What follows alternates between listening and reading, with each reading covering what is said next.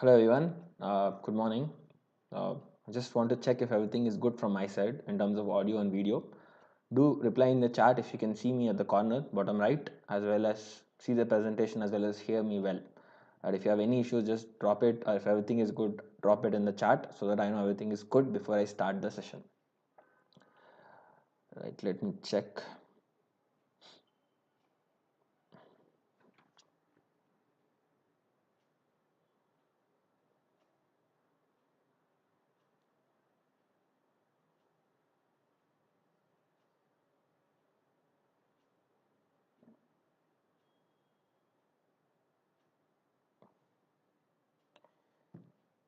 Right. So before we start, because I think some of you would join, some of the students, some more students are expected to join. So just, I know some of you are my students, have already attended some of the sessions, maybe some of you have taken our GRE course and all. It will be good if you can just drop a one-liner to introduce about where you plan to go, right? Just a one-liner about you're planning to pursue higher studies in which country and all, so that, I'll know the audience that we have, and then I'll start in a minute or two. Right, good morning, Nitish. Thanks, Iman. Hi, Abhilash.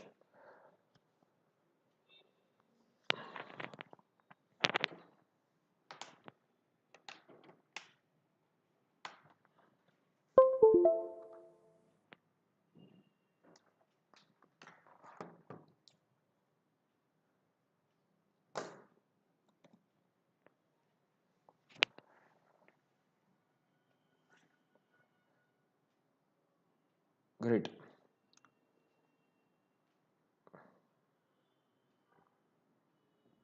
That's it. We have few more students who can also answer. Just right. Maybe US for psychology. Okay, Anjali.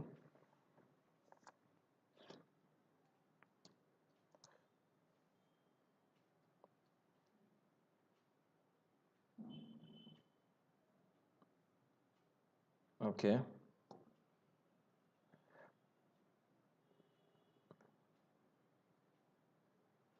So before we start the session, right, I would want to make it clear that this is a workshop session where we would make you solve questions as well.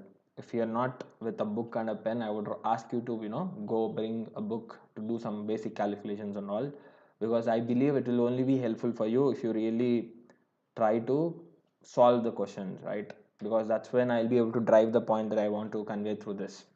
The target is to tell students how to score 290, 300, 310 and 320. So I'm going to show you different levels and what is expected skill set for it, etc.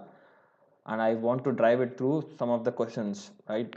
So I would strongly recommend, this is not a session where you'll just listen to me. Rather, I want you to also put some efforts into solving the questions and all. This will be only impactful, or you will only learn, or rather the way I would run the session would be where I would give time for you to solve the questions. So I would strongly recommend you to, use a pen and paper to solve the questions, and that will also help you to understand, what you're doing, where you are right now, and what you need to do to improve. That's what I have, that's how we have designed, or rather devised, this entire session to be more helpful.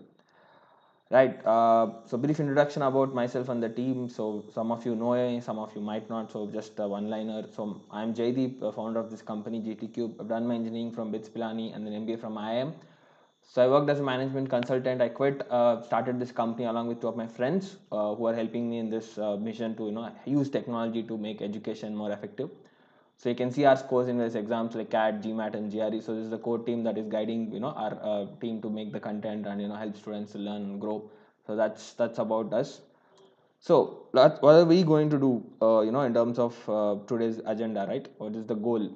So first thing I want to talk about the pattern. So as I said, there is a video in already our YouTube channel. You can just search our channel. You'll see how to prepare for GRE. Some of you would have attended it already. So I don't want to get too much into this, goal. This session would be a proper introduction session if you are not at all aware of GRE, right? Whether you should take GRE or not and all of that. But this webinar, a workshop, would be more focused on helping you to, go closer to 170, what is required and what is the current level you have, etc. Right? So for that, keeping in mind, I'll just briefly touch upon, because some of the students that are there in the session are also new. They might not know everything. So I've kept certain things which are useful for this particular discussion. To get more information, you can search for this video in our YouTube channel, or you can go for a diagnostic course where we have given all this information. I'll show you about that. Then we'll talk about the quantitative reasoning scoring system. How do you, get into the journey of scoring 170 in quantitative reasoning? That's the maximum score you can get. Verbal, similar journey, and then the preparation strategies. Then we talk briefly about exam strategies. Maybe if you're planning to take in the next few weeks or a month or two, what should be your, strategy in terms of taking a test and how do you strategize, etc. I'll give you some tips on that. And finally, we'll take up Q&A session to answer your questions if you have any questions. Right, so I said this will be a bit content heavy session where I mean to say I'm expecting you to solve questions and all, so you have to be ready for that. So let's start it. The first thing, I'll just briefly touch upon this GRE exam pattern. The only key takeaway I would want you to have, if you're not aware, is that in the GRE exam you will be writing 2 essays, 30 minutes each, and you're expected to solve 40 math questions and 40 English questions. Right, that's what would matter to you in terms of getting your final GRE score. But then you're saying 100 questions here, 40 plus 40 is only 80. What is this other 20? There's something called unscored, which will be randomly popping. You don't know where it will come. It could be a math or English section, but ultimately there will be 20 questions, but you don't get anything for it. Right? This is, basically an unscored section. So it's just something they put it somewhere. So that's why I'm not counting that. You will solve 100 questions, but what matters to your final score would be only this 40 plus 40, 80 questions. Right? That's what I want you to understand. If you are no more interested, as I said, watch the video where you will come to know about the entire pattern in more detailed manner. So what is the biggest point that I would want to drive here is that AVA is the essays that I talked about, 2 essays. You will be scored from 0 to 6 based on the 2 essays like 3, 3.54, etc. So that's basic thing. Then the 40 questions you do in math, that's what quantitative reasoning is. So in layman terms, we call it math, for example. 130 is the minimum score. That is, you don't mark any of the questions. You just walk into the exam and come out of the exam. You don't mark even one question. You don't even get one question correct. You'll be getting 130. That is the zero score or a band that GRE gives. If you get everything correct, you'll be getting 170. That's the maximum score you can get. Right? That's how the scale is. Similarly, for verbal also 130 to 170. So technically, it means you will have 260s as a minimum score and 340 as a maximum score. That's why you'll hear GRE is like 280, 290, 300, 310, 320, etc. Right? So that's what it is. One point I would want you to understand, 130 to 170, there are 40 questions and the difference between the score is 40 points. So it's not that each question is 1 point, so you'll get 40 points. It's only half correct. There is a more to it. That's what I'm going to touch again briefly. The scoring system. Let's get to this, right? Let's say this is a quant section, medium difficulty. This is very important. Any section that GRE generates, for example, the first section would be a mix of easy, medium and hard sections. Right? Generally, the composition would be 4 easier questions, 12 medium questions and 4 hard questions. Right? 4 to 5, 3 to 4. It will vary a bit, but on the whole, it will be somewhere around like this.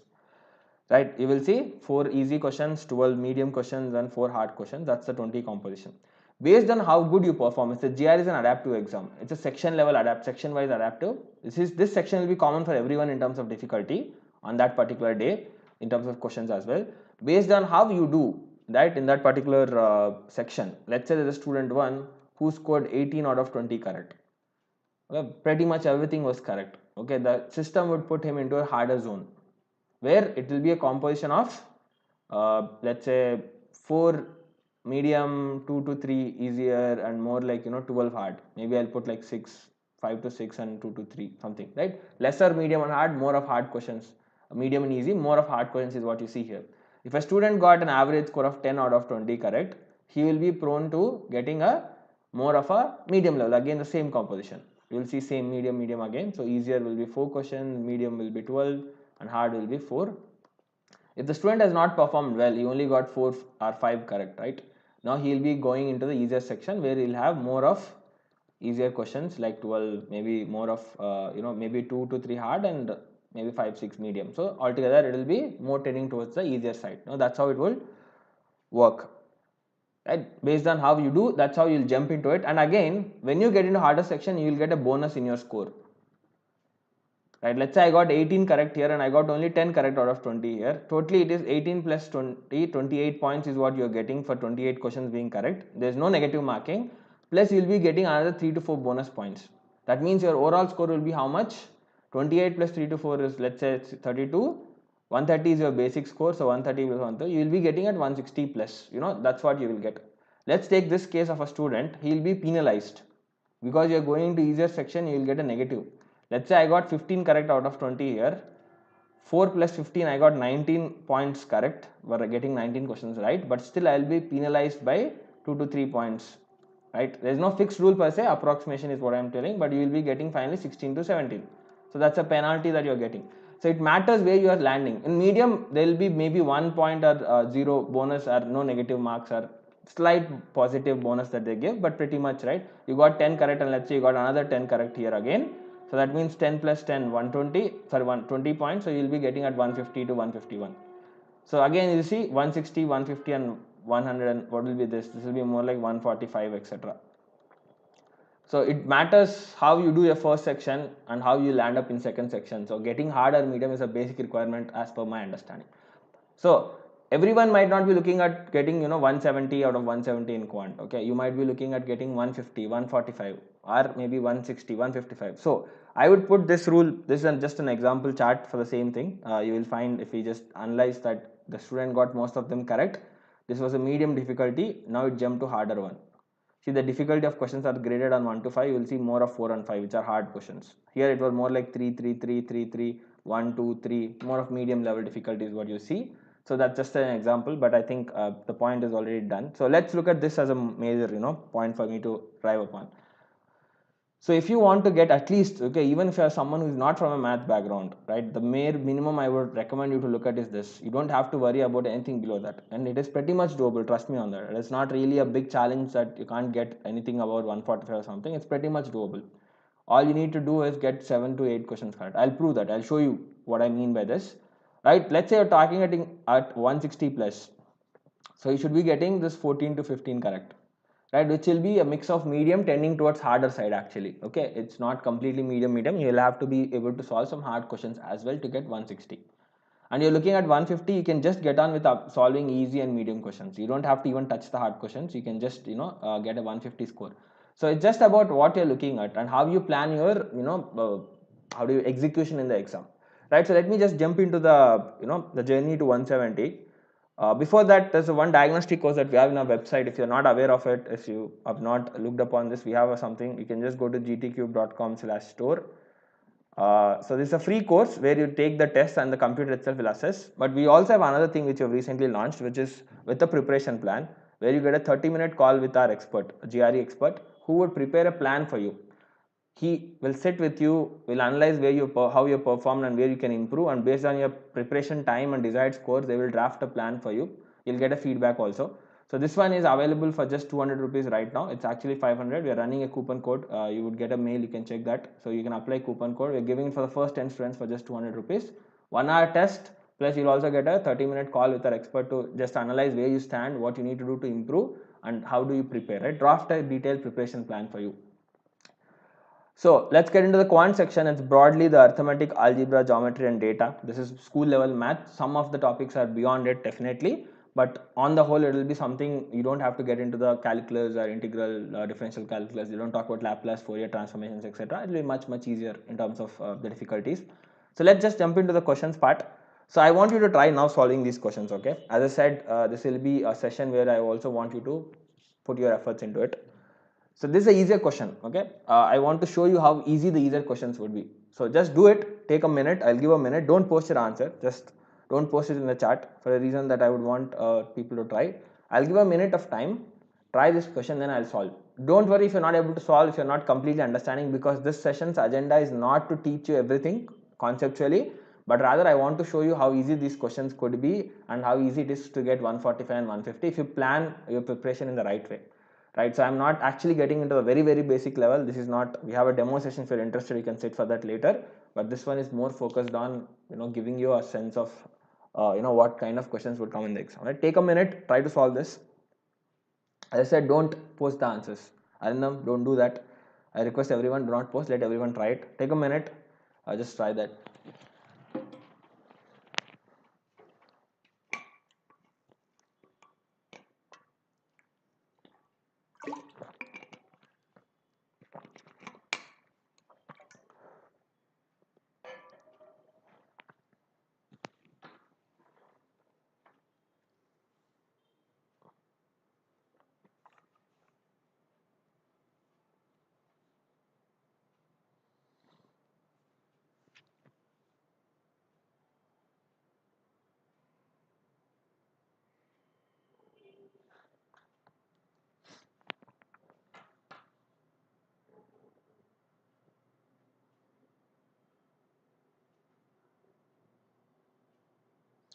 Right, so this is a very simple one, basic algebra. I picked up this question because people are scared of algebra, not everyone, some people like who feel math is difficult with algebra and all. But you don't have to know very advanced stuff, right? It's very simple. They're asking you to find what is a plus b plus c. What is a? A is given as 4b, so I'll put a as 4b, plus b is b itself. C is what, 2a, but they're asking in terms of b. Now I need to convert a again into b. What is a? 4b, right? Just replace this a with 4b. So it's a very simple one. I guess most of you would have got the answer. So it is what, 4b plus 2 into 4b is 8b. So it is going to be 13b, right? Perfect. It will not take you more than 30 seconds, right? It's a very simple question, nothing complicated. And this is what GRE counts as easier question, right? Nothing really complicated. Let's try another question, an easier question again. This is a bit an arithmetic one, percentages. So just try this, take a minute.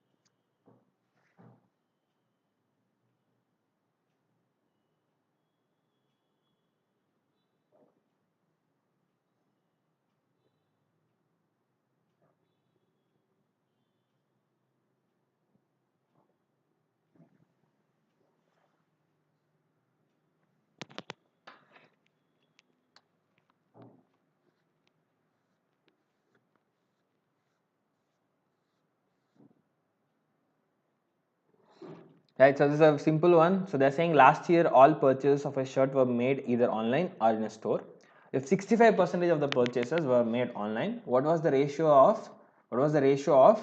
the number of purchases made online, which is 65%, to the number of purchases made in the store? If out of 100%, that's the total, no, 100%, 65% is basically online, the remaining is store, because that's all it said, online or in a store. What should be the remaining? Should be the 35%.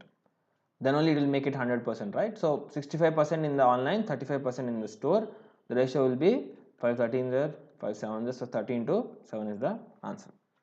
Right, very simple and very easier one, I think. So these are easier questions. There's nothing complicated, nothing that you need to know in terms of formulas or advanced stuff, but best you need to read couple of lines, comprehend it better, and then do it, right? This is more of a very basic real life situation than anything like a complex math. As I said, these are the easier questions, and to be frank, these questions are very similar, which are picked from the official guide of GRE, right, which is the book which would classify questions also. So not something that we have created completely on our own, but this will be a good mimic of the actual questions that you will get, so you can understand if they have graded as easy, it is definitely something of that level you can expect in the exam. Now let's jump to the medium, right? So slightly next level we get into this. So try this question. So this is called quantitative comparison question. If you have never come across questions of this level in GRE, I'll tell you. So they have given you this information. They have given you some question on quantity A and quantity B, the number of units of something, a number of units. You have to compare these two. The first option is quantity A is greater, second option is quantity B is greater, both of them are equal, our relationship cannot be determined. So you have to mark an option according to that. So use this information, find the values of quantity A, quantity B, compare and tell the answer, right? Take a minute or two for it and you try this.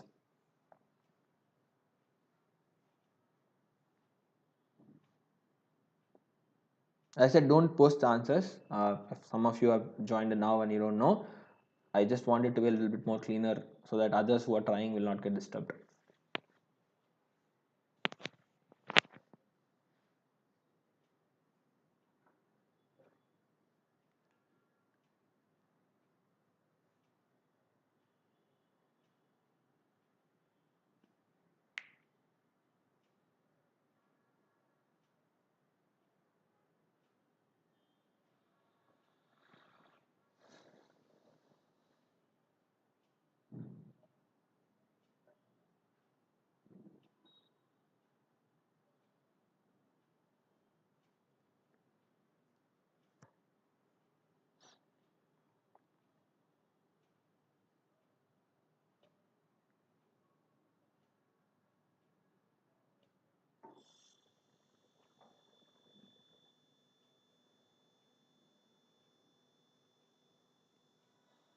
Right, so let me just start solving this. So machine A working alone at a constant rate produces X units for of a product in 10 minutes. So it basically produces something. I don't know what X is, but it produces something in 10 units. The same number of units, machine B working alone at a constant rate produces X units, same units in 20 minutes. So let's take for our example of understanding that our machine A can produce 1 unit in 10 minutes. Okay, so machine B is producing 1 unit in 20 minutes. That's it. Okay, they are taking one unit, producing 1 unit in 10 minutes. B is producing 1 unit in 20 minutes. So they said X is a positive integer, right? Any value, it could be 1, 2, 3, we can take anything. Nothing is going to give you a wrong answer. So the number of units of the product that machine A can working alone at its constant rate produce in 2 hours. So tell me this, if a machine can produce 1 unit in 10 minutes, that is the machine A, how many will it produce in 1 hour? Basically 60 minutes is 1 hour, right? That's going to be 6 units, right? 2 hours is 120 minutes, it is going to produce 12 units. That's what it will produce, right? What about quantity B? The quantity B is talking about number of units of the product that machine B working alone at its constant rate produces in 3 hours. They are saying it will produce 1 unit in 20 minutes, that is for machine B, 1 unit in 20 minutes. So it will produce 3 units in 1 hour, that is 60 minutes. Or it will produce 9 units in 180 minutes, which is 3 hours. So it's 9 for quantity B and 12 for quantity A. Quantity A is greater than quantity B. Right, that's the one. So why did I take 1? Why did I not take anything? You can take anything. You could also put it X, then it will be 6X and 12X units, and it will all be 9X units.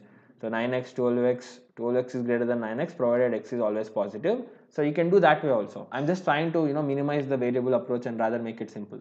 And if you are very good, I mean, if I am solving this question, I would not put any of this in calculations. I understand that this one takes half the time as this, right? They both produce the same quantity. If A works for 2 hours, B should work for 4 hours to produce the same quantity, because 10 to 20 minutes is double, right? In that way, I would have understood it's not working for 4 hours. Obviously, quantity A is greater than quantity B.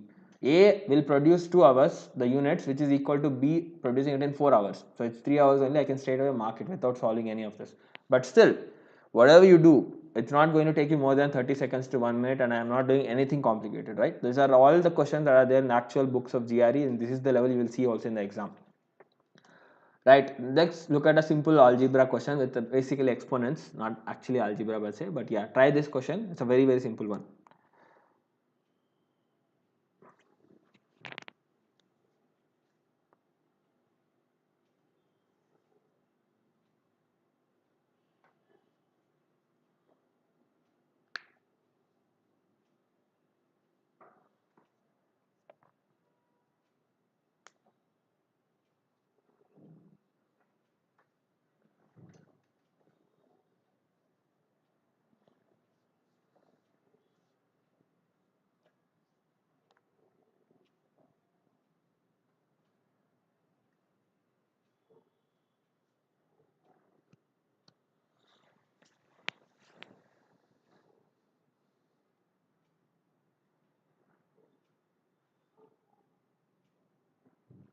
Okay, wait for a minute.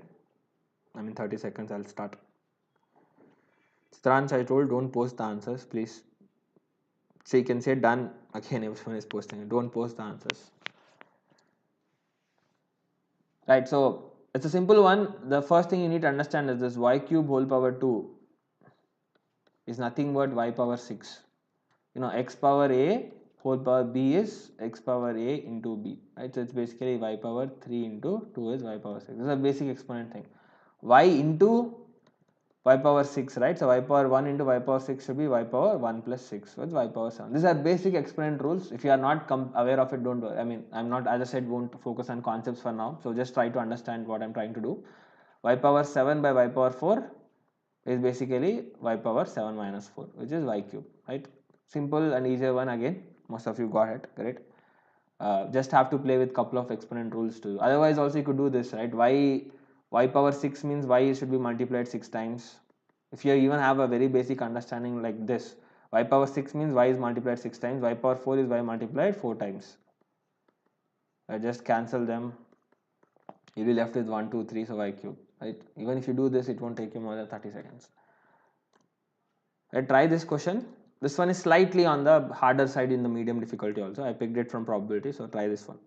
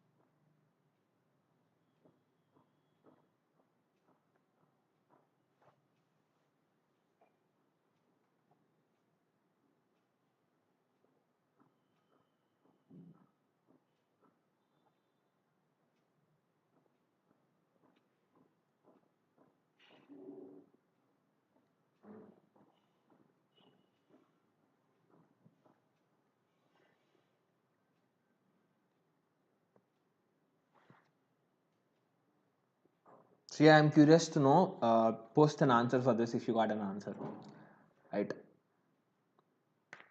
I'm interested to see if some of you got the answer, right? Just you can post this answer particularly if you got the answer.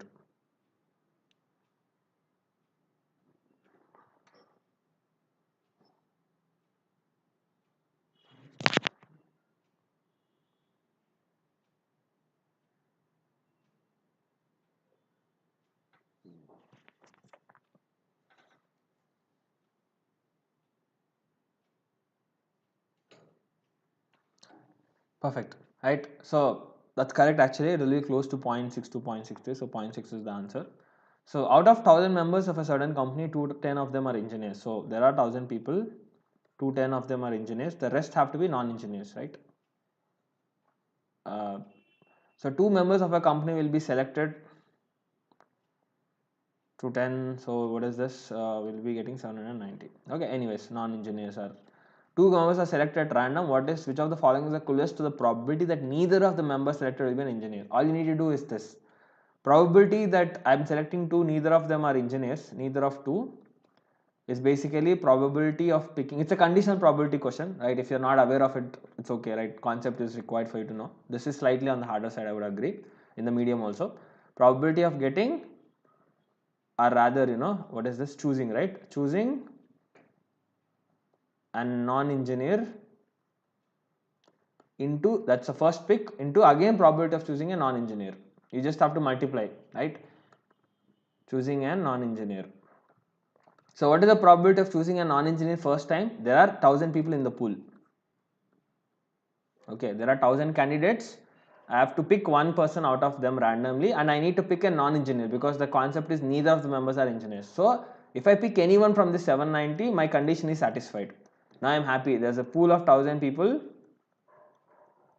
right? Out of them, some of them are non-engineers. I picked one of them out. Okay, now how many are left in the pool?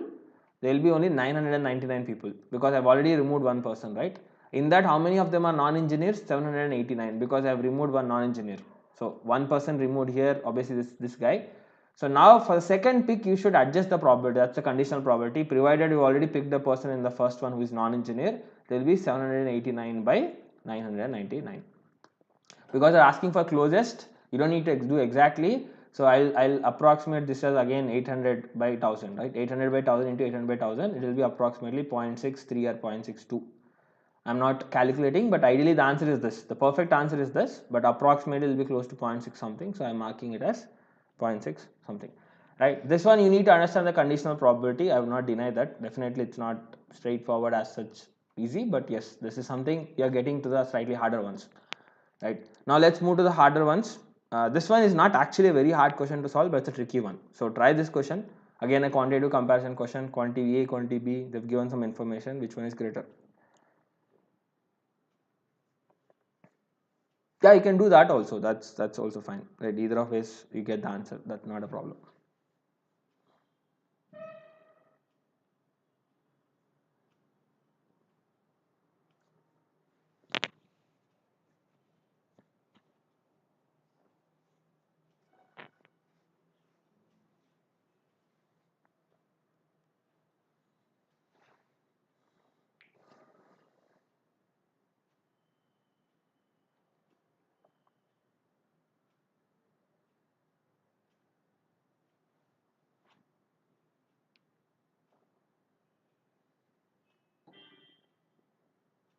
Okay, just wait a minute.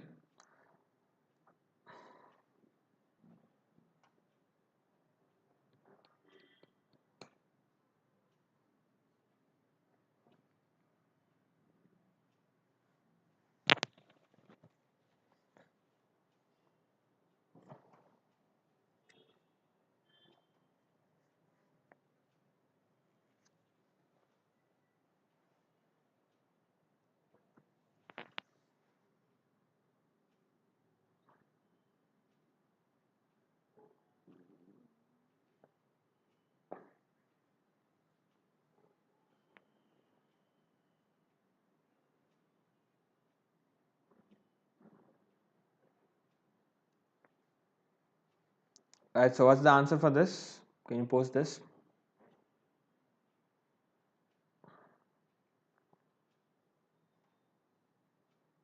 Can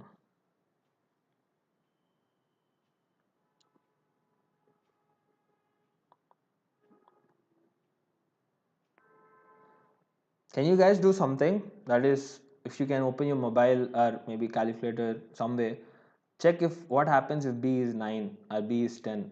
That is, if B is 10, what is this? 4 power 11 and 5 power 10.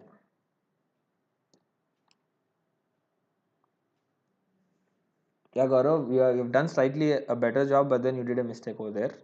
Can you just check me and tell me what is 4 power 11 and 5 power 10? Let me also check. It seems 4 power 11 is 4194304. Okay, let's look at 5 power 10.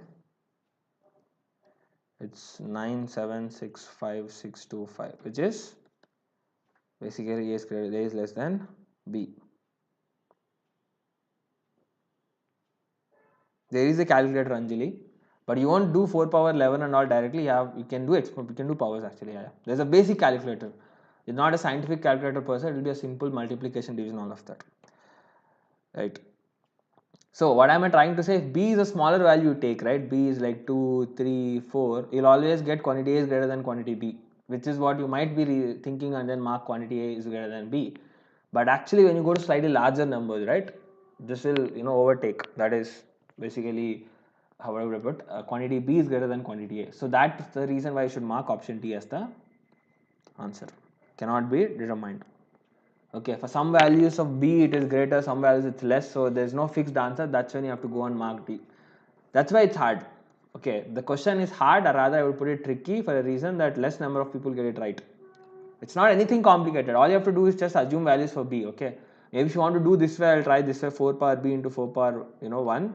I'm comparing with 5 power B. Send it to the denominator, so you'll be getting 4 power 1, 5 by 4 whole power B. So it'll be like 1.25 whole power B. You just have to understand at what point of B is 1.25 B is greater than 4. Right? At some values it will be less, some values it's greater. If B is 1, 4 is greater than 1.25. If B is 10, so you can do in a lot of ways, but yeah, I mean, I don't want to get into this theoretical thing, but rather more like just assume values, but when you assume, don't take the values which are closer. There is no point in taking 2, 3, 4. Should take 2 and then try 10 and something bigger. That's when you start to see a difference happening. Otherwise, if you try, I would have tried 2, then I would have tried 10. Even then, if I am getting the same, I would try 100 and then constantly mark the answer. Right? I mean, there is a calculator, that's why I'm talking about 10 and 100, obviously. Otherwise, we will not do it. But this is where it's tricky, right? You have to be careful about it. right? This one is the next one, which is not tricky per se, but it's a big task to read and understand and then do it. It's on the statistics data thing. Try solving this. Take out 2 minutes. Read the question.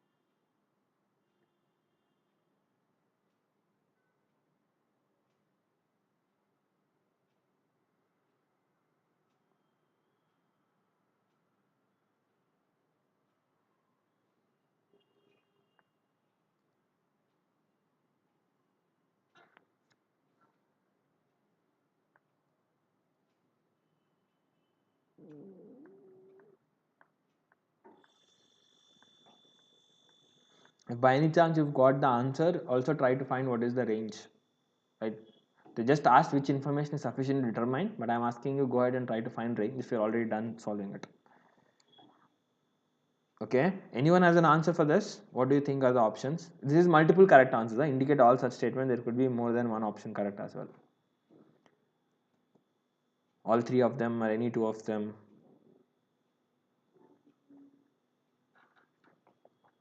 This is something very unique about GRE that I like, or I talk very positively about, that GRE does not test advanced concepts through a big calculation or intensive calculation. Like CAT as such is an exam for MBA entrance in India, which actually makes you solve slightly more, lengthier ones, or most of the Indian exams to be frank. But GRE is something, this one, I can solve this without even putting pen to the paper. Okay, if you understand the concept really well for the range of the heights, right? What is the meaning of range? What is the median average? I'll tell you, you can just do it without even doing it. So what is the range? Range is basically the maximum value minus minimum value. So if I am talking about heights of engineers, the tallest engineer minus the shortest engineer should be equal to 16.4 centimeters in the given college. Similarly, the doctors have given the tallest doctor minus the shortest doctor is 12.4. That is what these two lines are talking about. From this, I don't know the exact heights of the tallest, shortest, okay, and how many students are there and what all of that. The question is asking, which of the following information in addition to the given information is sufficient to answer the range of the heights of all the students. That means if I combine the doctors and engineers, what is the range? You would say the tallest doctor is 4.2 centimeters taller than the tallest engineer, right? The tallest doctor is 4.2 centimeters taller than the tallest engineer. So this information is going to help me to connect these three. Who is taller, doctor or engineer? The tallest doctor is taller than the tallest engineer, which means the range of the heights would be what? The tallest doctor is the tallest student in the entire college, because the tallest doctor is obviously taller than the tallest engineers. That means no engineer is taller than the tallest doctor, clear. And out of all, who would be the shortest person? Shortest person would be the shortest engineer. That will be the range of the entire college of students, right? I just need to subtract these two and connect TD and TE, because TD is TE plus 42, right? I'll be able to figure out the answer by marking. This will be a suitable one. The median height of the doctors is 2.1 greater than the median height. That does not help us anyway. If you know what median does, median gives the middle point of the values. It does not help you. The average height is 4.6, looks fine, but then how many students are there? Again, it's not given. Even this is not sufficient, right? Even if you don't know what to do, how to solve, just with the way the words are framed, if you actually have basics, you could solve this without putting pen to the paper, right? Finding the range of height, yes, I would need to do a couple of subtractions and then figure out TD minus SE by doing these three equations, but it is possible. Only option A is the one which can help me to figure out the range of the heights of the students. Rest of the things will not help, because average, I don't know the number of students, so that's not going to help me to say what is that, and median will only give me the middle point, does not give me the height, the range. So this one is basically testing your statistics, and as I said, it's a hard question. Obviously, it's not easy. When I say hard, not many will get. But why am I doing this? To show you, to look at 160, 170's level, right? What is the level that is required? What if you do the easier questions, okay, and if you do simpler medium questions also. I mean, not every medium question is easy for you. It depends on your own strengths, what topics are more suitable for you. But I'm showing you, right? As I said, a medium section will have 4 easy questions, 12 medium questions, and 4 hard questions. Let's forget about these hard questions. Okay, I will not touch them. I mean, they won't classify it, but you should have the judgment. That is where your skill set should improve. Not just about solving the questions. Okay, your ability to score good in exams like GR, any exam for that matter, is not purely about your ability to solve the questions. It's also about your ability to judge what to attempt and what to leave. Right? So if I leave all the hard questions, the topics which are looking very difficult for me, a question is looking too daunting when I read it and all, fine. Pick the easiest ones of the lot, which will be like this. You can easily understand once you read. 4 out of 4 you got them right. Out of the medium, let's say you solved half of them correct. You got 10 correct. You'll again get similar difficult section again if you get 10 correct. Again, let's say you got 10 correct. Right? You will be at 150 to 152 range in the quant section, which is not a bad score for many of the students, right? So again, it depends on what you're looking at. So if you're, let's say, looking at getting 170 or 165 level, obviously you should be able to do the questions that I'm talking. Even if you leave questions like this, you'll be happily getting 150, right? Just don't waste your time on looking at this. Don't get fear when you're trying to prepare, right? It's about picking the right things. I'm not asking to leave topics, okay? Don't do that mistake, because easier questions can come from any topic.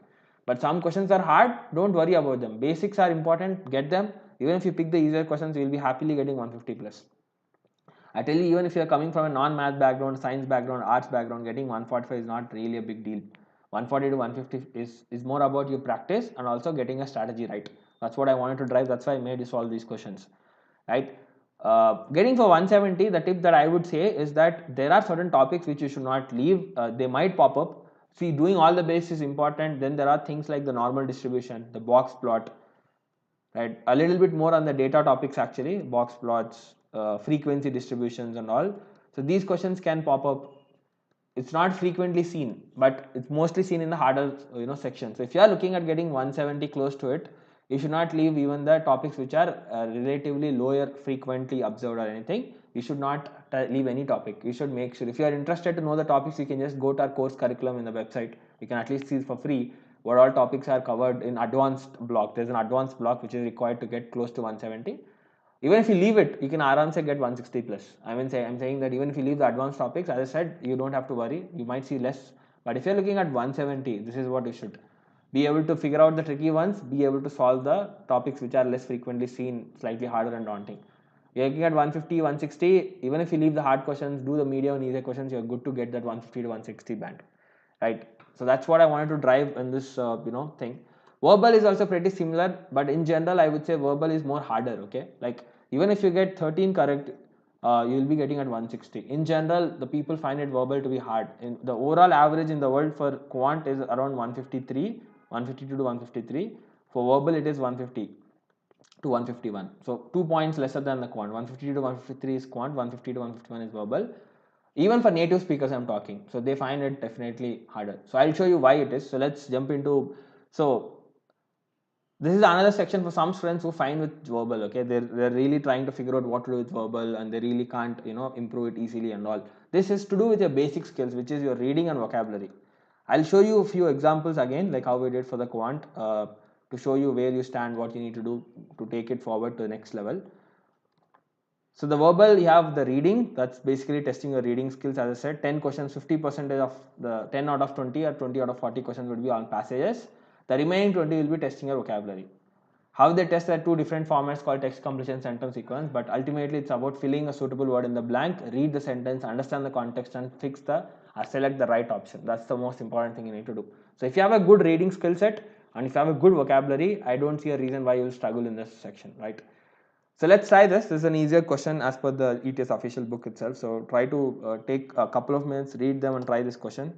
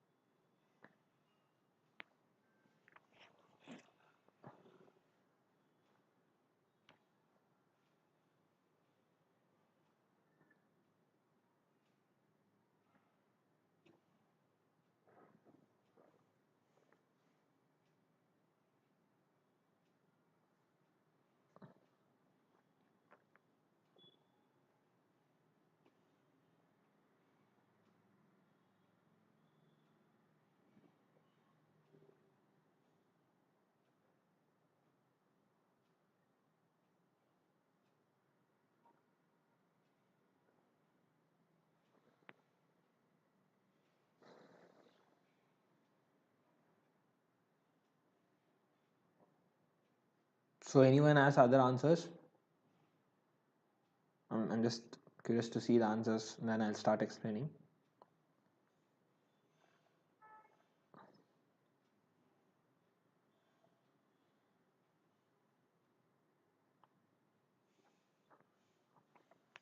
Okay. So first thought, if some of you might be having this, how the hell is this an easier one? Okay, maybe some of you, depends on your reading skill set obviously. How is this an easier one? But the fact is this, that GRE considered to be easy, so that means you have to understand what is the starting point they're expecting. So you might be struggling with it, might be. I have seen a lot of students who are indeed we're not comfortable with verbal, so they might struggle. And right, so that way you are way, I mean, you have a long journey to undergo to actually get to a good level for GRE verbal part. That is a fact that you have to realize and start working towards it, right? Just thinking so or leaving it doesn't solve your problem if you're really interested. But to be frank, not just for the GRE exam, if you are planning to do your higher studies or grow professionally in your career, maybe you're trying to be an engineer, maybe you're trying to be a scientist, maybe you're trying to be a researcher, maybe you're trying to be into psychology or arts or anything for that matter. If you are not able to comprehend quality of this English, I think you have a really long way to grow in your career as well. So I would say take it as an overall growth for you. It's an important thing that English is a medium of communication or a basic language that you need to improve upon. So I'll just go ahead into this. Was Felix Mendelssohn a great composer? On its face, the question seems absurd, right? You might not know this if not. One of the most gifted prodigies in the history of music, he produced his first masterpiece at 16. So he produced at 16 years only. He's a great person. That's what the author is trying to talk about. On its face, the question seems absurd. It seems a joke because the author is saying he's so good at what he's doing. So how can you question him being a great composer? From then on, he was recognized as an artist of preternatural abilities, not only as a composer but also as a pianist, conductor. And even if you don't know what this is, you can understand he was recognized as a good artist with great abilities as a composer, pianist, conductor, etc. But so all the while they have talked all good about him, that is a great composer, blah blah blah. But Mendelssohn's enduring popularity has often been at odds, always been at some discussion, sometimes quite sharply with his critical standing. So he is famous, but something is against it. What is that? It is the critical standing. That is, people are adoring him or liking him. There's a good popularity, but on the contrast, in the contrast, you will see that critically is not really popular. That's what this line is talking about. That is required for you to answer this question. Despite general acknowledgement of his genius, there has been a noticeable reluctance to rank him with, say, Schumann or Brahms. So though he is acknowledged as a genius, right, there has been noticeable reluctance, hesitation to rank him with some of the finest people. As Hagen puts it, Mendelssohn as a composer was a minor master working on a small scale of emotion and texture. This is one of the critic putting him down. So Mendelssohn is a small minor master doing small stuff, and also he's putting him down. So that's what the passage is talking. He's a great person, he has done great stuff, but critically is not really seen at the top. That's what the entire passage is communicating. The question is saying, passage suggests that anyone attempting to evaluate Mendelssohn's career must confront which of the following dichotomy. Dichotomy means two opposite outcomes or rather outputs that you see, and that will be the discrepancy between the Mendelssohn's popularity and his standing among critics. As I said, right? So Mendelssohn is famous. So discrepancy means the differences. He is popular. That's one end of the corner you're saying. On the other side, he is also not seen very good by the critics. So that's the differences in how people perceive normal people and the critics is basically the dichotomy that you're talking about. That's where the answer is. Let's look at other option. The tension between Mendelssohn's career as a composer and his career as a pianist. This is outright a ridiculous option because they have not talked anything about it. They said he is not only a great composer but also. So that's not a dichotomy. He is good at both. So there's no tension as such. The word tension itself is a big no, and there's no comparison. The contrast between Mendelssohn's popularity and that of Schumann and Brahms. No, again, they said that yes, definitely that he is not as noticed there was reluctance to rank him along with Schumann and Brahms. There's a little bit of similarity with what the passage is talking, but the major dichotomy is not that. That is with the popularity. This is not also popularity. Actually, this is with the critical thing. The word that's mistake here is there is no contrast. We don't know about the contrast in popularity with normal people.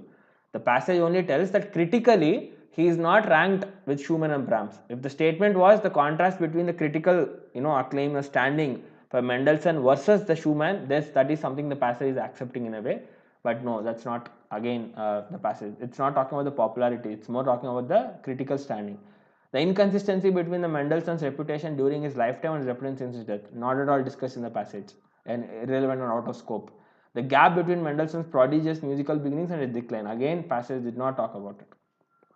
Right, the options are very easy. That's why this is an easier one. You can eliminate the options much easier, even if you're not 100% clear on it. So, how easy is it to read plus how easy the options are would make a question easier, medium, and hard. Right. So now let's jump to a next one, which is a medium one. I would say read the harder read actually. The question is slightly easier. Try this. This is getting into all this, socialism, capitalism, all of that. So let's try this.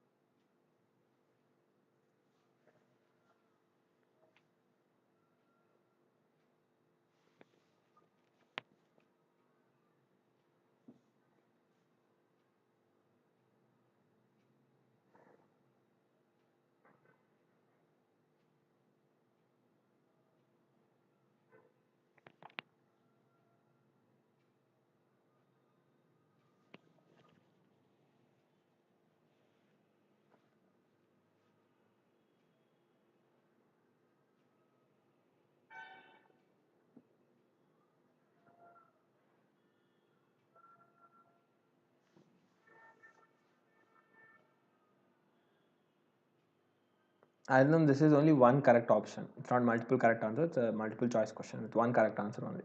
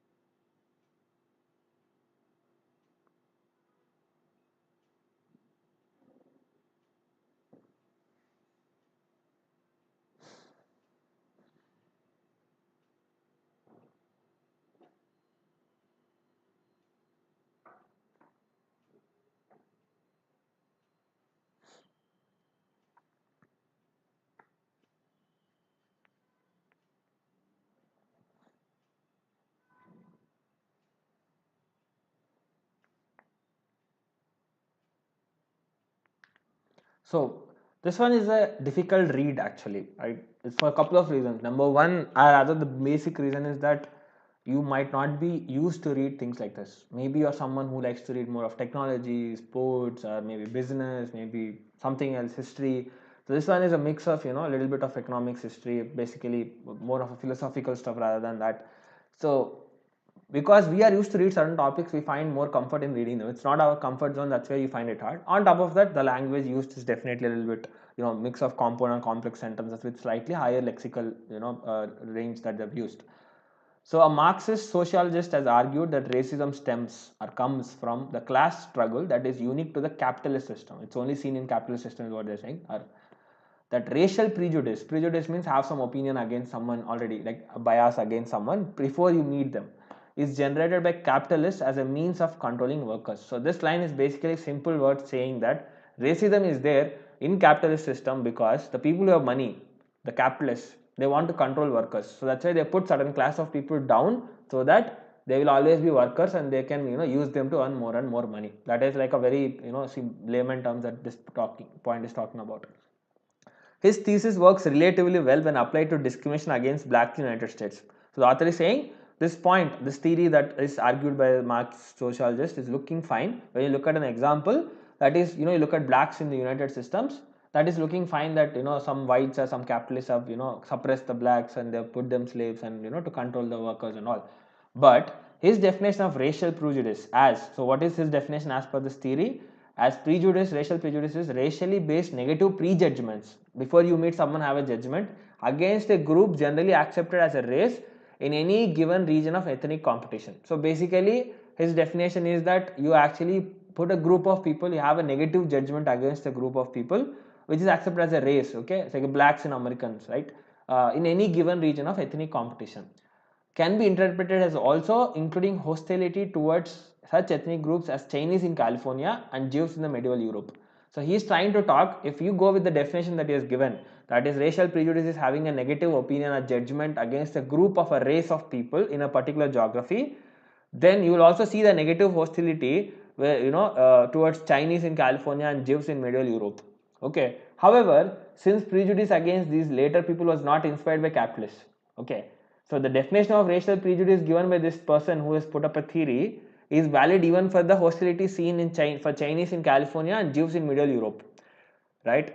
Now the author is putting a negative counterpoint to the theory. Okay, if we go with this definition that capitalists are using the racism or race control to control the workers, then why are we seeing the same behavior even in Chinese and also the the capitalist Jews in medieval? So he is talking the since prejudice against these later peoples was not inspired by capitalists. The reason why we have seen racism here or the negative behavior here is not because of capitalists. He has to give a reason, and what was the reason he has given? This particular person, sociologist, he has to reason that such antagonisms, the negative behavior, were not really based on race. He said it's not because of race. Whatever they are undergoing, it's not because of race. It's not a racial prejudice. That's why it is not coming under my theory. That's what he has given as a reason. He disposes thus of both the intolerance faced by Jews before the rise of capitalism and early 20th century discrimination against Oriental people in California, which inconveniently was instigated by workers. So basically the author is actually writing this entire passage to counter the theory put up by socialists. He's proving a point that his theory is wrong. He's saying the sociologist said that capitalists are the reason behind the racism. He's saying then why are we seeing the racism with the Chinese in California and Jews in Middle Europe, where the Jews were there before the capitalism was there and the Chinese are facing it, actually the racism from workers itself, like the fellow workers and all of that. So it's not by capitalists. So this theory is wrong, or rather is countering it. So the passage supplies information that would answer which of the following questions. What accounts for prejudice against the Jews? It's not the focus. It's not answering this particular information in this. There's just one point that has been brought up. What conditions cause the discrimination against Oriental people in California? Again, the same thing, right? We don't know. That's not what it is providing information. Which groups are not in ethnic competition with each other in the United States? Again, not at all discussed in the passage as such to give information for it. What explanation did the Marxist sociologist give for the existence of racial prejudice, right? This is what this passage is talking about. He's talking about the capitalists are trying to control. So this passage supplies information which would answer this question. What is the reason for the existence of racial prejudice? The sociologist gave some theory that he feels its capitalists are using it to control workers and all of that. That's why this is the correct option. This is the answer that is being answered by this is the question that is being answered by the passage. What evidence does the Marxist sociologist provide to support his theories? Again, there is no evidence that is being discussed here to support his theories. So again, that's option D is the answer for this. Right, they will give the description directions also, though I have not put it well, but yeah, you'll also see square check boxes in that, but they'll also give a description whether you should select multiple correct answers. Like for example, if you remember, there was this statement, right? Indicate all such statements with a square box. That's how you can differentiate. You'll have directions for each question, though I have not put them here. Don't worry about that. Uh, when you take mocks, you'll understand that. So this one is hard question. The passage is same. Just take a minute to read this and try to give me an answer. The question is different, but the passage is same. Just try to attempt this.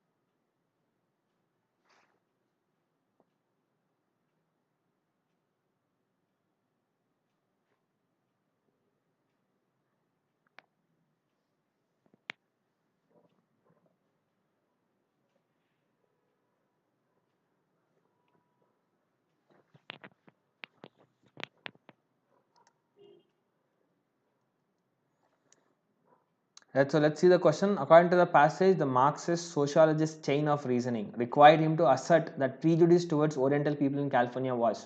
So, as per the sociologist, what is the reason he gave, or what is the explanation he gave for the reasoning he gave, right, to substantiate or support the prejudice toward the Oriental people in California, right? He clearly said, here you can see, however, such prejudice against these later people was not inspired by capitalists. He has to reason that such antagonisms were not really based on the race.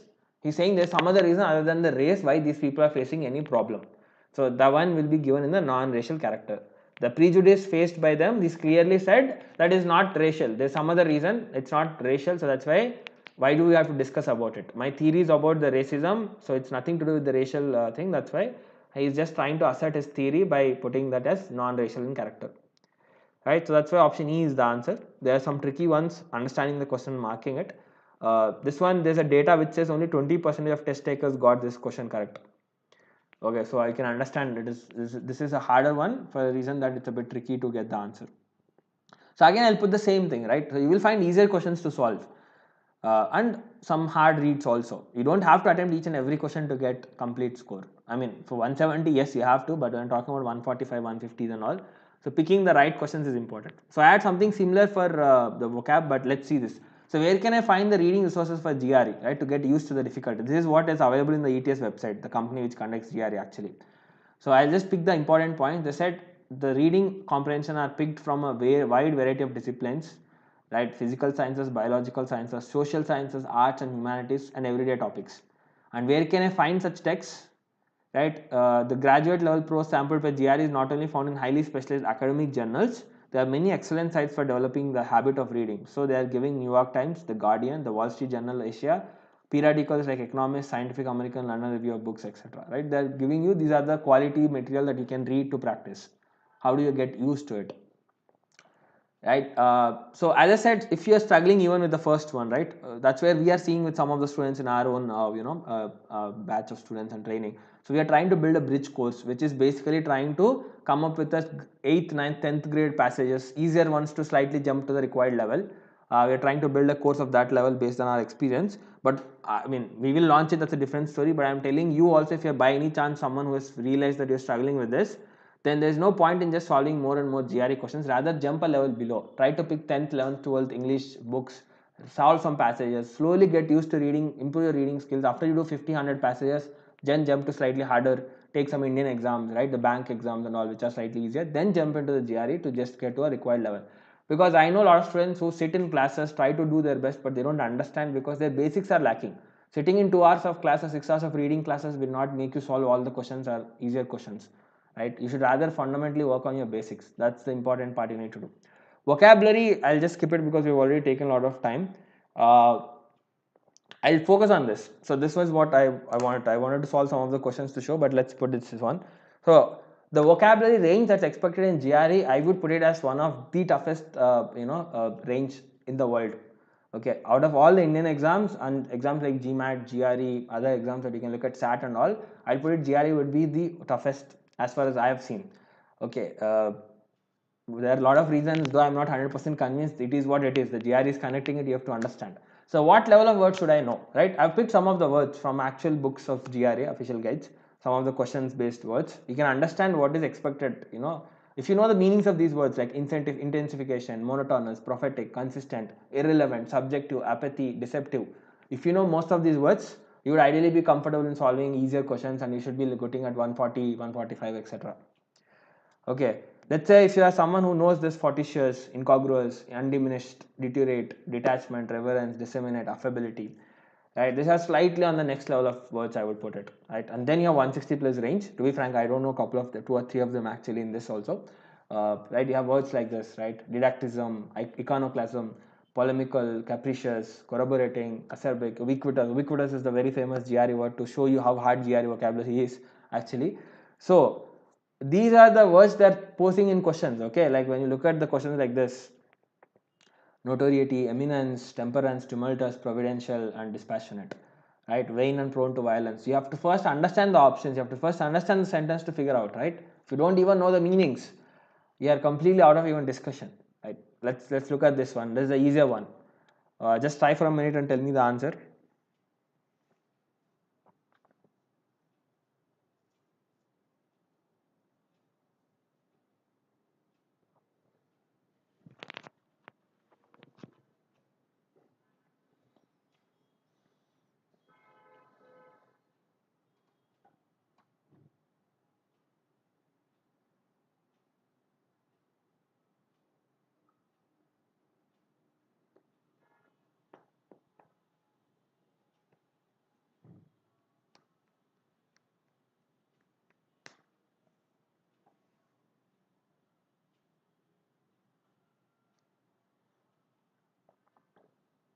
Right? So yes, that's imperceptibly is the right one. So in parts of Arctic, the land grades into land fast ice, so dash that you can walk off the coast and not know you're over the hidden sea. So basically they're talking about that the water freezes into ice, right?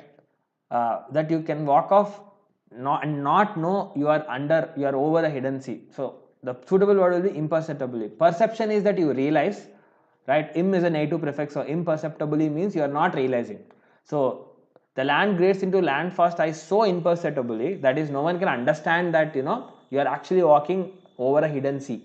So that's what it's fitting over here. So the fact that you can walk off the coast and not know you are over the hidden sea, right? That's a keyword that will tell you that, okay, that means that whoever walks on it does not know that they are walking on it, which means they don't perceive that, they don't feel it. So that's imperceptibly. That's the correct word, right? Even here, if you don't know what is precarious, precariously, right, you might know permanently, irregularly, and slightly, right? Knowing these two words and all, you understand, right? This is vocabulary easy level that they're expecting. You can understand what is the expected level that they're talking about, right? So what is the thing that you should do for this? Accept the fact that what is your level. There's a website called testyourvocab.com. If you're interested, you can go and check your current vocabulary level. It gives you the number of words, right? I would say native speakers would come around 20 to 24,000 words they know in English, and a non-native on average will know around 7k words, 7,000 words. I would say you should be at least at 10,000 plus level and then start working towards these ranges, right? If you're at 10,000 plus, you will be knowing the most of these words and slum of this. So you have to pick up from that. If you are less than that, you should start even more, learning even more words to improve your vocabulary and etc. So that's why I would say it's not really, that easy, especially for the vocabulary.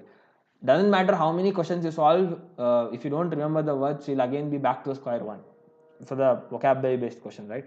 70% for me in GRE verbal for vocabulary questions is your knowledge of vocabulary or words, the range of vocabulary you have. The 30% is knowing those tips and tricks that generally most of the trainers would do, including us, who would give you how to increase your chances of guessing it, getting the right answer, focusing on the right words, the transition words, etc. Right? But I would say 70% would still lie on the words, the range of words that you know. So this is what I wanted to show, what is the expected level. It's not an ordinary level. Trust me, I have not seen any exam at least that I have come across which would expect words of this level as a common expectation if you're looking at 160 plus, right? I would say even if you do a decent job, you can look at 140, 150, which is a good range to look at, right? So what is the preparation strategy, right? Let me jump into this quickly. I've taken a lot of time already. I'll just maybe take 5 more minutes and we'll end with it, take a few questions before I end.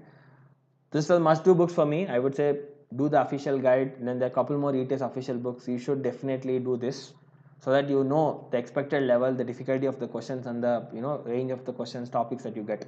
Because this is the company which conducts, the people who make the test, the GRE test. Who else can give you better? There are altogether 600 questions in this. So I would say this is the best set of books that you should do. This is a must do, 300 questions. If you can do more, if you want to do more, ideally you should do more. Definitely you should take this. But this is for the last phase of completing your syllabus or preparation. Right, for skill building, you can go for this basics. If you're someone who is struggling with even the basic decimals or fractions, right, you are even struggling to solve easier questions, you should start off with these books. And you can also look at our course that is there. We have a free trial also. If you want, you can experience our unique style. Some of you who are not our students, you can try it. Right, verbal reasoning, I'll focus on this. For basic skills, this is my favorite book, Word Power Made Easy. I recommend people to do it to improve your vocabulary. Right, if you're someone who is having a lot of time, right, even if you not have time, there is a lifetime opportunity to invest and improve your vocabulary. This will help you for the rest of your life in your career. Trust me on that. Right, it's a great book to read and improve your vocabulary. Otherwise, the shortcut, otherwise, I'm not saying this is the perfect answer, but some answer, if you don't want to read that book, is get through this list. Magush app has 1000 words. You can download an app, Android or Apple Store. You'll find Play Store and Android, the Apple Store. There are a couple of other lists as well, which are picked from actual official guidebooks. So totally, you'll get around 1500 to 600 words, right, from these three lists, which is what I would recommend students to read from. That's to improve your thing, right, so that you get to these words, like right, this ones that we're talking about, right. You'll see all of these words in the sheets, so that you get a little bit more used to them. But again, does that mean I'll get all the words that are asked in the question from this list? Not obviously, but it will help you to increase your chances of getting some words which you know from this list. So better always to do something than just leaving it to the God or whatever you believe in. Right, other thing to improve your reading, start reading the materials, right, New York Times, Economist. There's also this something I recommend called artsandlettersdaily.com, aldaily.com, where you'll find website articles written from a lot of other websites. It's a curation site. They don't write, but rather they pick it from different sites. But it's a very good quality material in terms of English, and it will be good challenge for you who are looking for GRE. And you can start reading books, right? Mostly the ignore the Indian authors, the international authors who write proper English. Help, like non-fiction books would be even more better, preferably. Otherwise, even if you write maybe like Paulo Coelho, there's some easier ones to start off with. Right, Gulliver Travels, Paulo Coelho's Alchemist. If you're not very comfortable, then jump on to the higher difficult levels that you can read. Right, Dan Brown's, for example, even though fiction is a great writer, so you can pick slightly more harder, difficult reads to do. But you have to read more. It does not come overnight or doesn't come in a month. These skill sets I would recommend people, if you're looking at improving, even if you're not sure of going abroad, if you want to do well in your career, vocabulary and a good reading skill will never harm you, never hurt you. It's a good investment of doing it every day for half an hour or something to keep improving. When you start to take your GRE, you can prepare in a short period of time if your basic skills are good. This is what differentiates from a 150, 140 and 170 guy. Okay, not a lot from the practice you do, but rather your basic skill sets. I know people who just walk into GRE and get 160 verbal. Right? Maybe if they practice a bit, they will get at 165 plus, but because they already have a great basic skills, they can just walk in and get it. So that's something that you should also strive to get your basics sorted so that you do at a better level. Right, then take the mock test, practice test. There's 2 free ETS tests. Do not ignore them. Right, you can also go for paid tests available in the ETS. We have just a test series also with us. Right, we give 2 full-length mock tests and 500 plus practice module questions, the GRE level questions. Totally, you'll get almost 700 questions. This is for people who are already completed their preparation or close to completion. They want to take. Something that we put is that after you take each mock, you'll get a 30-minute call with our expert, where they will do the analysis for you with the mock, because that's very important. Understand where you're struggling, what you need to do to improve. That is where we'll add a lot of value. That we will sit with the student, will help them figuring out where they're struggling, what they need to do to improve and all of that. So you can check out this also, the mock tests that we have. So we have 2 courses, so self-paced and live training. Our students obviously know it, but yeah, if you're interested, so you can learn on your own. There are a lot of questions, 300 plus concept videos, 2,000 plus practice questions. We have we have WhatsApp group. You can post your questions. You can post to the faculty directly. The trainers would help you. There are sectional tests, full length mock tests, and we also do live training classes, which is 50 hours of live classes. Right, you'll get recordings also. You can attend them. You can watch later also. If you want, you can attend. If you do multiple batches, you can sit in other batches also. At least you can attend 2 or 3 times in a year, because it's 1 year validity. It takes you 2.5 months to complete it, so you can sit multiple times. Whenever the class happens, you can sit in it. So you'll get whatever is offered here. On top of that, this is something that you should do if you want more support. I'll tell you, students who are not very good should join this. Who are already very good should only look at this or mock test according to us. So for that reason, we recommend people to take the diagnostic test, right, which I've shown earlier. So there's a demo class. We will get a link. If you're interested, you can join it. To who are not as students, if you're interested, it's on Wednesday. You'll get a link. You can join. uh, so finally, the strategies part, I'll talk about exam strategies, right? If you're about to take your exam, right, I would say take mock tests as many as possible, right? The most important thing is take the mock tests, understand where you're lacking, because I know people who get struggled at 300, 305, and they struggle to improve from there, right? Cannot go to the next level. So try different strategies. Number one, see what is your accuracy, right? I know people who attempt all 20 out of 20 questions and then they only get actually 10 correct in it. I'll tell, I have seen students who now stop attempting 20 and only attempt 15 and they get 12 correct, right? What is the reason for that? Because they don't, when I say attempt 15, they mark 55 other guess randomly, but I'm saying they don't put time into it. So maybe you're pushing yourself to do questions faster pace, which is basically leading you to do silly mistakes, or maybe you are not getting enough time. So that balance of doing it at the faster speed, also getting it, at the higher accuracy is what you need to get. It's not a right strategy to think that I should attempt all the questions. Somehow I should attempt all 20 out of 20. You should attempt. When I say in 5 seconds, you can mark A, B, C and all for 5 of the questions which you don't want to attempt. But leaving that, you should have a genuine attempt of maybe 15 questions, 18 questions, maybe 20, depending on your desired score, your ability and your current preparation level. So you have to understand that by taking the mocks and do analysis of where you stand, how much you have to improve, right? And then, as I said, pick the habit of picking the easier question, right? I do generally, when I ask students to do 2 or 3 rounds of attempting a particular section, there are 20 questions in math, do round 1 of picking only easier questions. That is, you flip through all the 20 questions quickly, pick the easiest 4 or 5 questions, round 2 pick another 5 6 easier questions, and the last round you try to pick the harder ones, right? Relatively harder ones for you. That is, you have to have a judgment that you see a question for 2 seconds, 5 seconds, you should say this seems to be hard, let me leave it for later, right? That is what I would recommend, 2 3 rounds, so that you pick the easiest one. Because I know students who will stuck at some question, they put 10 minutes into it, and then by then they realize the time is all messed up, and the last 5 questions which could be easy, the GRE does not set in such a way easier than medium and hard, right? There's no flow like it. You will get questions in mixed order. They miss the easier questions and then they sort of lose the score that they could have achieved. So mistake that you should never do when you're taking exam is don't walk out of the exam without attempting or seeing all the questions of the each section. Don't blindly mark it because you're running out of the time. This is a common thing. I've seen a lot of students doing it. For that reason, I recommend people to go with the round 1, round 2. Set a rule that I should do 5 questions in 7 minutes. That's a round 1, because I'll pick the easiest questions. Then the second round, I will do another 5 questions in just another 10 minutes. Okay, then I do 5 more questions in 17 minutes. Okay, this is for people who are looking at only attempting 15 out of 35. So you'll pick the easiest of the lot first round, then you'll try to pick the next easiest set for you as per your understanding, against your own judgment. That is what you need to build as well. Finally, you'll keep a lot of time for the harder ones, hoping that you'll at least get 4 or 5 correct. So you'll attempt 15 genuinely, right? Do not let the last questions to be an unread or unattempted questions. That's what I would strongly recommend. Right, these are some basic tips that you have to understand when you're trying to go closer to the exam, right? Vocabulary, I'm not getting it. Read the words. There's no other way that you can improve, right? More and more the words you learn, more the chances of doing the questions better. Reading, you're struggling with it. Start reading. Understand where you stand, right? At least you can take the diagnostic test. If not, if you're already a student, take a mock test, then sit with us, take a 30-minute call, and then have an analysis of where you are and what you need to do. So that is something that you have to undergo to understand where you are and what you need to do to go to the next level. Right, just trying to do something over there might not help you, right? You need some guidance sometimes to just jump to the next level. So just think over it carefully and then try to evolve over that, right? So that's what I have to say. I took almost 1.5 hours. It was really long. Some of you stayed back. That's great. So I'll take up any questions if you have before I end the session.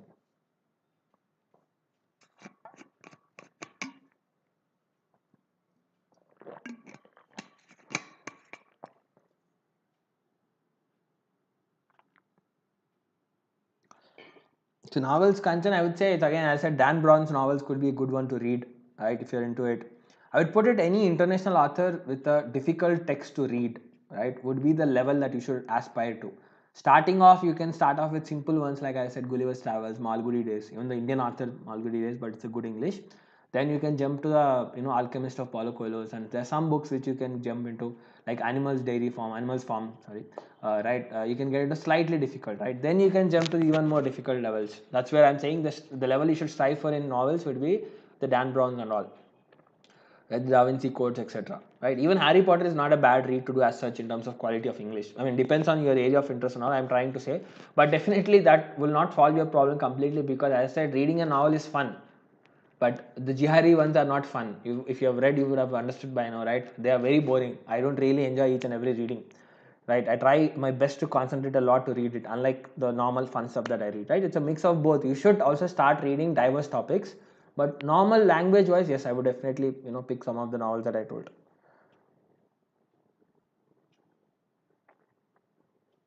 Prachi, for essays, I would say it's not really, we don't really stress a lot for that reason. I would say make sure that you do grammatically correct sentences, you structure them. Have a good idea. There are, actually, if you know, or I don't know if you know it or not, ETS has released the essay topics. They have almost some 300 or 250 essay topics. For each type, there are 150 or 170. There are altogether 300, 340 essay types. Okay. You can just go through the list to get a hang of what type of questions they ask, and they tell you these are the essays that you get in the actual exam, and they put it officially also. So what I'm trying to say is get a structure to your essays. Introduction, then I will put an arguments in one way, then I put in a disagreement or a cons or pros and cons in two different paragraphs, and then I do a structure of essay is very important. Don't write haphazardly, just pick up some random points here and there. The coherence is very important. You have to structure like a flow. If someone is reading, they should understand what you're going to tell next and what you have been trying to convey, right? You'll create an impression when you're reading it. We generally tell if you're already writing GRE, you should be also taking TOEFL or IELTS, etc. So in a way, the writing module is already there. You should have a sense of writing essays. But I would put practice more, right? Diverse topics. There are different essay structures, right? Take a side, opinion based, argumentative based, and all of that, issue based. So try to get a practice of them. Right? Get some feedback from some experts. Obviously, it helps you to see where you're lacking and how you need to improve. That's it, right? And then read the sample essays which are showing you why they are perfect. A good grammar, a mix of long and short sentences, simple and compound complex sentences with a good vocabulary range. This is what a basic any writing task would look at. There's nothing different from any exam for that matter. And how good you are writing for the question, your thoughts, your ideas, and they're put up in a very cohesive manner or not. So this is very simple to say, but I would say you only come to understand when you start applying it and then get some feedback from some people. Right, but that's what I would say. Practice and getting feedback is the only way to improve. There's nothing more. Practice the topics that are there for ETS, the essay and issue and argumentative, and you'll improve with some feedback from people. Chitransh, I would say the questions are not lot in that. So more you practice, better it is. So for that reason, the difficulty you see in that, I would recommend you to go a level above it, to just make sure if you are looking at 170, close to 170. For a reason that I believe slightly harder questions for your practice would make you solve the actual questions easier. So you can expect questions of difficulty wise same in the actual exam also. But if you practice a little bit more, that's what we strive to do, go a little bit harder as well. But I would say it's a good one to do, that you practice a little bit more. Right? You pick up any other book like 5LB book or any other, you can practice more and get slightly harder than the GRE. If you're looking at 170, if you're looking at close to 160, 155, I think that good book is good, and trying on a difficulty on similar levels is also a good practice to have.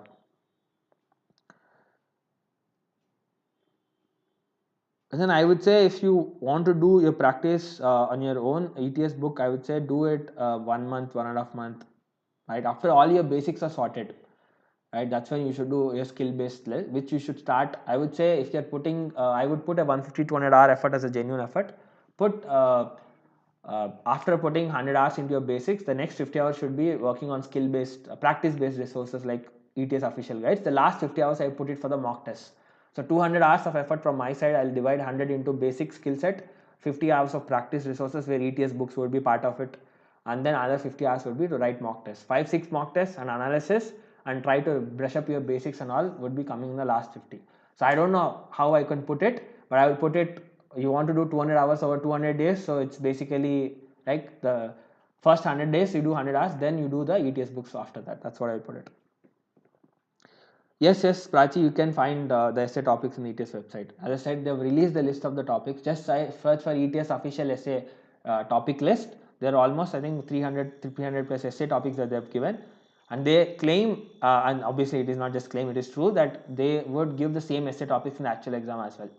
So you'll get a sense of what kind of questions they're asking. But because they know you can't prepare for all 400, 350 essays, and you can only get 1-2 out of them. So obviously that's why they're happily giving it. And they will understand if you buy hard it also. Basically, I'll also tell you that AVA is not going to make or break too much. If you get 6 out of 6 or 4 out of 6, I don't see, unless you're applying for a literature program, right? I don't see a reason why it should be a big concern. Anything about 3, 3.5, you're good to go. It doesn't make much of a difference in your admission process. Right, I guess I've cleared most of your doubts. Thank you guys, hope it was a useful session. As I said, if you're interested, you can sit for the demo. If you're interested, you can take our diagnostic test. You can try our free trial courses and all. If you think you can help us, we can help you in any way, you can definitely try us out. If you have any doubts, you can reach out to our team. We'll help you with what we can do. Right, thanks a lot. That should be fine, Prachi. I don't know. I mean, unless you are looking for a specific course where they're asking more, I don't see universities asking for anything more than that. Anything above 3.5 and 4 is a good score to have. Assuming you're applying for STEM programs, right? If you're unless applying for literature programs, the story is slightly different. That's something that I have to see. I mean, you have to see accordingly. Right? Thanks a lot, guys. See you